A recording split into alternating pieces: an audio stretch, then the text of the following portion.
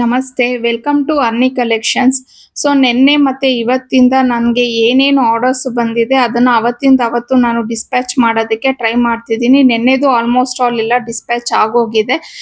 ಬ್ಯಾಂಗ್ಳೂರಲ್ಲಿ ಇರೋರ್ಗಂತೂ ಕೆಲವ್ರಿಗೆ ನಿನ್ನೆ ಕಳಿಸಿರೋ ಆರ್ಡರ್ಸ್ ಆಗಲೇ ರೀಚ್ ಆಗೋಗಿದೆ. ನನಗೆ ಮೆಸೇಜಸ್ ಕಳಿಸ್ತಿದ್ದೀರಾ, ತುಂಬಾನೇ ಥ್ಯಾಂಕ್ಸ್. ನಿಮಗೆ ತುಂಬಾನೇ ಇಷ್ಟ ಆಗ್ತಿದೆ ಡ್ರೆಸ್ಸಸ್ಸು.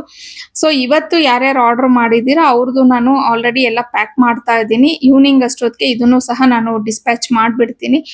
ಇನ್ನೊಂದು ವಿಚಾರನ ಹೇಳಬೇಕಿತ್ತು. ಇವತ್ತು ಸಂಜೆ 6 ಇಂದ ನಾನು ಆರ್ಡರ್ಸ್ ನ ಯಾವುದು ತಗೊಳ್ಳೋದಿಲ್ಲ ಹೊಸದಾಗಿ. ಈಗ ಸದ್ಯಕ್ಕೆ ಏನೇನ್ ಬಂದಿದೆ ಅದನ್ನ ಮಾತ್ರ ನಾನು ಡಿಸ್ಪ್ಯಾಚ್ ಮಾಡಕ್ಕೆ ಎಲ್ಲ ರೆಡಿ ಮಾಡ್ತಾ ಇದ್ದೀನಿ. ಇನ್ನು 1 ವೀಕ್ ಅರ್ನಿ ಕಲೆಕ್ಷನ್ ಅಲ್ಲಿ ಯಾವುದೇ ಒಂದು ಆರ್ಡರ್ಸ್ ನ ನಾವು ತಗೊಳ್ಳೋದಿಲ್ಲ. After May 25th R 26th ಇಂದ ಎಗೇನ್ ನಾನು ಆರ್ಡರ್ಸ್ನೆಲ್ಲ ತಗೊಂತೀನಿ. ಹಾಗೆ ಒಳ್ಳೊಳ್ಳೆ ಸ್ಟಾಕ್ ಎಲ್ಲ ಬಂದಿದೆ, ಹೊಸ ವಸ್ತು. ಅದನ್ನು ನಾನು ವಿಡಿಯೋಸ್ ಎಲ್ಲ ಮಾಡಿ ಅಪ್ಲೋಡ್ ಮಾಡ್ತೀನಿ.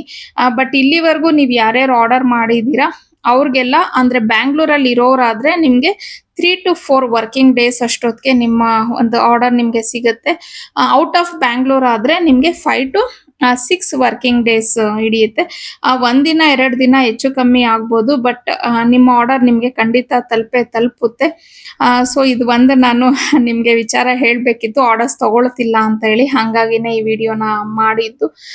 ಸೊ ಯಾರೇ ಆಗ್ಲಿ, ನಾನು ಒಂದ್ ವೇಳೆ ರೆಸ್ಪಾಂಡ್ ಮಾಡ್ಲಿಲ್ಲ ನಿಮ್ಮ ಮೆಸೇಜಸ್ಗೆ, ನಿಮ್ಮ ಕಾಲ್ಸ್ಗೆ ಅಂತಂದ್ರೆ ದಯವಿಟ್ಟು ವರಿ ಆಗೋದು ಬೇಡ.